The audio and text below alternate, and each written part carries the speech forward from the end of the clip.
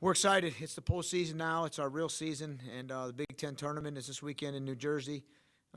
We had a weekend off, which was awesome. I don't know if our guys really knew what to do with themselves, and it was great. Well, some of them got some extra work in. Some of them took a day off, 2 days off to get healthy, and you know, I'm excited heading into this week. Our guys have really trained for this weekend and the whole year. We have a very veteran group, so I'm excited to see our older guys go do what they're supposed to do here at the Big Ten tournament. Our guys qualified 7 spots, 7 allocations for the Big Tens heading into the NCAA tournament, so that's a positive. But we need our 3 guys that didn't get the allocations to step up, and hopefully we can get all 10 guys to the NCAA tournament. That's the goal this weekend.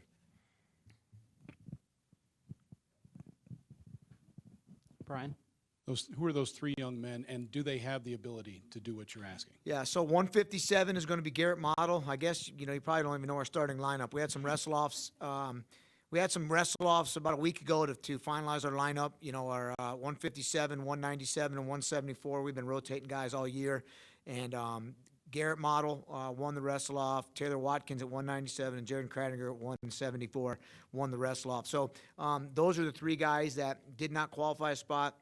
157 and 197 only got 6 spots allocated to the NCAA tournament. That means they got to take the top 6 to get there. So those guys have a lot of work to do. They're going to have to go upset a bunch of people. They're going to go in as both of them, I think, are 13 seeds probably out of 14. So they got some work to do to get there. Can they do it? Absolutely. They've both have had big wins this year. Can they do it? For sure. Jared Kradinger has a real good chance of getting there. I think he's going to be the 9 or 10 seed, and I believe we're taking 9 at that weight. He has the ability. He hasn't had a lot of wins this year in the conference because the conference he's wrestled. I mean, I think they're like 1 through 7 is about 1 through 7 in the country. So, but Kradinger looks good. His attitude's great. Those 3 guys are ready to roll, and as well as our other guys. Diane?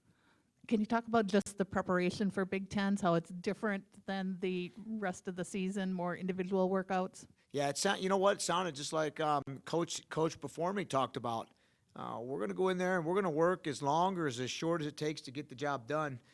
You kind of don't want to work them too hard right now. The work is done, really, in our eyes. You know, we everything they've been doing all year long, if they didn't practice again between now and Saturday, they're ready to go. So we'll fine-tune these guys. This morning they had their run and lift on their own, which is the first time we've ever done that, you know, all season long. We didn't want to get them up too early this week, so their run and lift was on their own, and then we'll basically break it into individual workouts. The seeds will come out today, so we'll have a fairly good idea who our first round competition is, and then we'll start actually breaking down film and preparing individually for each match, each individual matchup now.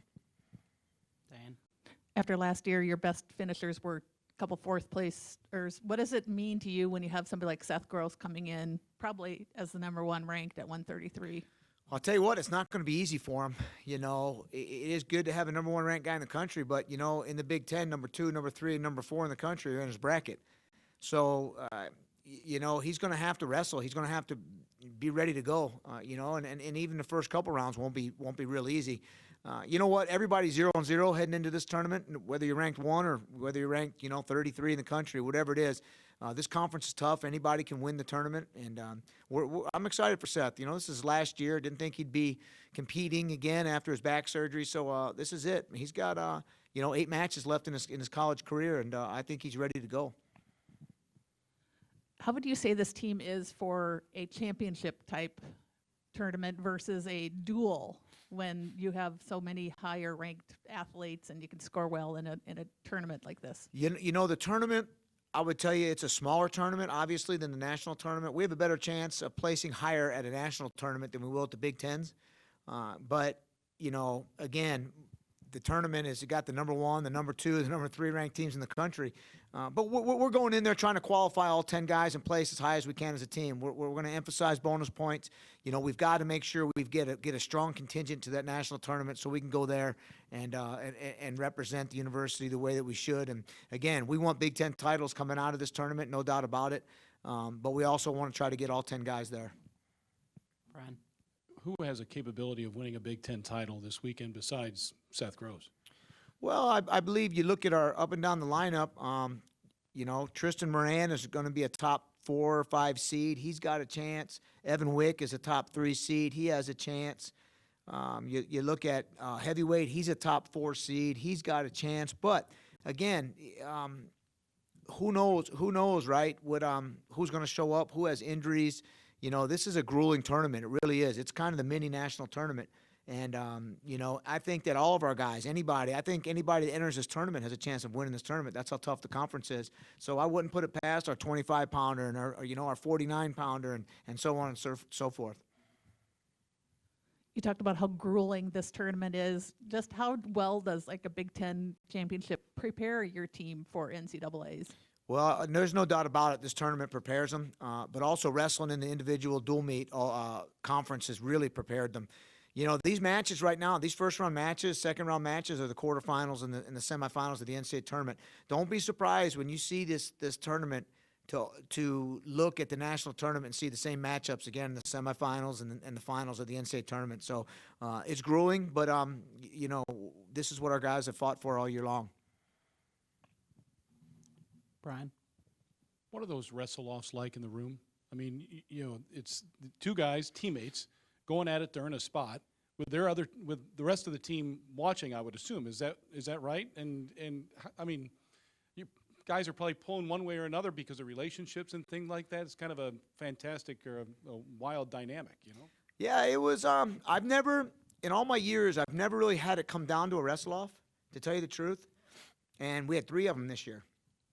So it's usually it's usually someone will step up during the year. But we had a really hard time. I think all 6 guys were capable of representing this team in those 3 weight classes. The wrestle-offs, you know, they're not as formal as you would think they are. You know, I let them weigh in whenever they wanted to weigh in. I let them weigh in at whatever weight class. They agreed to the weight class. They weighed each other in, you know. And then I put the clock on and wrestled them, right? We just you wrestled them. And you can see who the guy is that deserved it. Really, there wasn't really a close match. It was definitely, they decided it, right? I wasn't calling stalling. I wasn't calling cautions. It was who was going to go score points and have more points than the other guy in, you know, no out of bounds, go wrestle. It's almost like practice. And, you know, show up and get the job done. And they got the 3 guys got the job done. And, you know, if it would have been close or an overtime situation, I probably would have wrestled them again, or a 2 out of 3.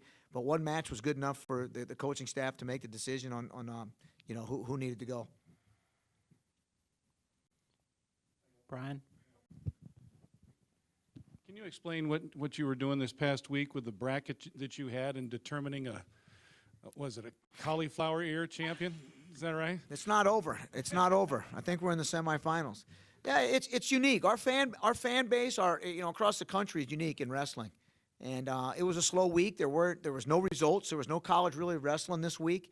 And we have a great media staff, and you know, they came up with an idea. And you know, the people that kind of hate on it a little bit are the people that don't understand wrestling. You know what I mean? That's ridiculous. You shouldn't be doing that. It's a cauliflower ear. You know, these guys take that as a badge of courage. I don't. It hurt so bad getting it. I wish I didn't have one, but I just know I'm still in the running. I'm trying to win the title, so I don't know how that's gonna work. We also had a true freshman head out to the National Collegiate Open this yesterday, and that's kind of like what they call the Red Shirt Nationals. Kyle Berwick went and took second in the country out in Delaware, which is it's awesome. It shows you the kind of kid he is. He had to pay his own way, fly out there, take care of himself, do everything, and you know, I think the future is very bright with Kyle Berwick. So that was an exciting result for him.